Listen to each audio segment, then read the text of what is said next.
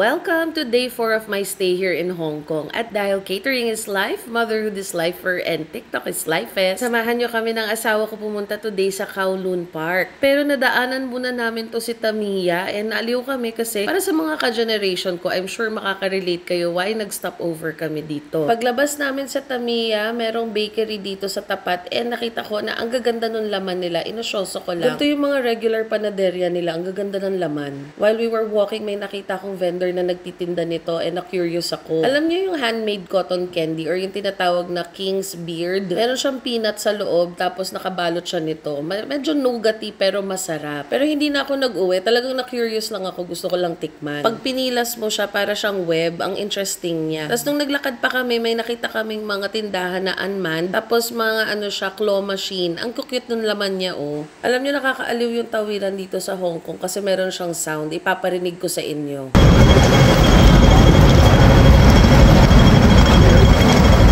Ayun yung sound na narinig niya, yung tingin-tingin-tingin-tingin, para daw yun sa mga handicapped or sa, especially daw sa mga blind. Ang galing, no? So, para when they cross the street. So, anyway, ito na kami sa isang building sa Kowloon na ang haba nung escalator. As in, ang haba-haba niya. Hinahanap namin si Restaurant Kowloon. Sabi ko sa inyo, mga kamari-chef, may culture shock ako dito. Kasi, nung nahanap na namin si Restaurant Kowloon, dumiretso lang kaming pumasok. Tapos, ang lakas talaga ng boses ng waiter. Pinaalis kami talagang, labas.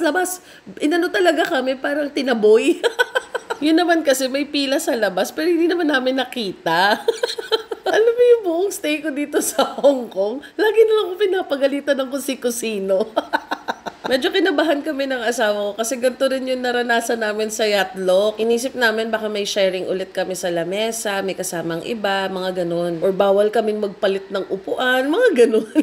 Mapapansin nyo on our vacation, talagang nagko-cook kaming mag-asawa kasi iba talaga yung lasa ng cook dito, promise. Hindi ko alam kung bakit pero ang sarap niya talaga. So anyway, we ordered some Portuguese egg tart ulit dahil I need to have this every day because why not? Wala na tayong magagawa, mataba na tayo. Ngayon pa ba tayo magda-diet? O, diba? So ayan, kinain ko siya. And then, I also had another pineapple bread. Basta, I really like that pineapple bread. Ayan, so may butter siya, ilalagay mo sa loob. Tapos, sabi ko nga sa inyo, it is all over Hong Kong. I see this everywhere. Parang ngoyong sa Cebu at saka lomi sa Batangas. Everywhere it is available. Kaya, kailangan talaga kumain tayo nito. Pag yung pineapple bread naka-display sa bakery, lagi siyang mukhang cheese yung nakapalaman. And then, dumating na yung order ng husband ko, which is salt and pepper pork. Pag tinignan mo yung order ng husband ko, parang simple lang siya na sweet and sour, pero grabe yung lasa. Nalasahan ko yung Shapo Wei. It's a Chinese seasoning na talagang nagbe-bring out ng umami. And sobrang sarap niya talaga, mga kamari-chef. Tapos nag-order ako ng braised beef brisket because why not? I love it so much. And the choy sam again that I love so much. Alam niyo, after eating here for several days, na-realize ko na parang ang alat pala talaga nating mga Pilipino magluto. Alat, matamis, mamantika. Ang mga Chinese restaurants kasi parang may isip natin baka maalat sila magluto. Pero hindi eh. Actually, pati yung mga drinks nila dito, yung mga tsaan nila, hindi sila maasukal. From what I heard, yung FDA nila, nire-regulate yung sugar intake ng mga tao. So, after eating, nagtingin-tingin tayo ng mga bagelya, kahit di naman tayo bibili. Tapos, naglakad na kami dito sa Kowloon Park. Ang pinunta naman namin dito is yung flamingo. Kasi mga kamari-chef, hindi pa ako nakakakita ng flamingo and they're so pretty. Based on my research, kaya daw nagpipink yung flamingo kasi yung kinakain daw nila ay crawfish ba yun or shrimp, yun daw yung kinakain nila. Eh, dahil yung kulay nun mapink or mapula, nagpupunta daw sa skin yung color ng food nila. Kaya daw, nagiging bright yung kulay nilang pinkish.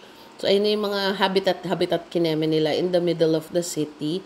And nakakatuwa tong place na to, mga kamari-chef, kasi nakakapanibago, parang after being in the city for so long, cemented, biglang there's this really nice park in the middle of it. Ayan, so kung nakikita nyo, nagtatakbuhan sila and aliw na aliw talaga ako. So we stayed here for a good 30 minutes, mga ganun lang. Tapos we headed na to going out kasi pupunta na kami ng Victoria Harbor. While we were walking, yung husband ko nag-try out dito sa parang pag-game nila sa football. So anyway, ayun lang. Tapos habang naglalaro siya ako, nagtatanaw-tanaw ako dito ng mga flowers. So kung nanonood ka pa at umabot ka sa part ng video na to, salamat for staying. I know this video is long, but then again, I just wanted to capture everything na nakita ko para makatour tayo, para tayo magkasama. So nandito na tayo ngayon sa Victoria Harbor. And for us to get here, grabe talaga yung mga tinawid namin. In fairness, mga Kamarichef, ang ganda ng mga kotse. Oh. Tapos kung mapapansin nyo yung kalsada nila, konti lang yung sasakyan. Ayan, there's another bakery. Sa Subway lang to ha. Tapos ordinary bakery lang siya. Pero tignan nyo yung mga laman nilang tinapay. Ang gaganda. Tapos mukhang masarap. So ito na, night, kami, meet up ng mga cousins ng husband ko. And we went to Temple Street. This is actually one of the highlights ng aming paglalakwatsa. Kasi ito yung mga napapanood ko sa vlog ng iba na parang pumupunta sila sa night market. And ang dami mo talaga makikita ng mga kung ano-ano na parang ang sarap bilhin pero hindi mo alam kung saan gagamitin. Osyoso-osyoso hanggang sa makahanap ng ipapasalubong. Alam mo yung feeling na parang gusto mo bilhin lahat ng mahawakan mo pero may iisip mo din, para ano? Alikabukan. So anyway, ito na kami. Malapit na kami sa part kung saan pila-pila na yung mga pagkain. Una ko nakita ang mga giant oyster na kasing laki ng mga palad ko. Ginigrill nila tapos nilalagyan nila ng mga mixed na aromatics. Pero hindi na kami bumili mga Kamarichef kasi gabi na. Baka hindi matunawan. Tapos may Indiano dito na nagtatagalog. Tapos sabi ko sa kanya, later, babalik ako. Sabi niya, hindi daw siya naniniwala. So, ayan yung mga iba pang mga pagkain.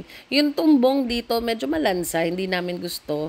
We tried it, but it had a really pungent after taste and smell. Tapos, ayun, yung mga tanghulu. And then, we ate at this Chinese restaurant again. Kumain ulit kami ng roasted goose. Tapos, ganun ulit, yung mga Chinese food na sweet and sour pork, beef with broccoli. Tapos, first time ko nakatry ng abalone or abalone. Basta yung mga yung naka-shell na nakikita ko sa mga vlog ng mga Chinese videos na gumagalaw pa. Pero ito, niluto na nila. Tapos, lasa siyang halaan or clams, pero ka-texture niya yung puset. Hindi ko alam kung ano pangalan ng restaurant na to, pero para siyang karinderya. Pero ang sarap ng mga pagkain nila, tapos ang lalaki ng serving. Today is the day that I am a happy person eating a lot of Chinese food. Favorite ko talaga ang Chinese cuisine. Normally, we take it for granted sa Pilipinas kasi abundant siya. Pero iba talaga yung lasa niya dito. After namin mag-dinner, umuwi na rin kami. And nadaan ako na naman tong bakery na to. So, yun lang. Upload ulit ako for day 5 tomorrow. Bye-bye!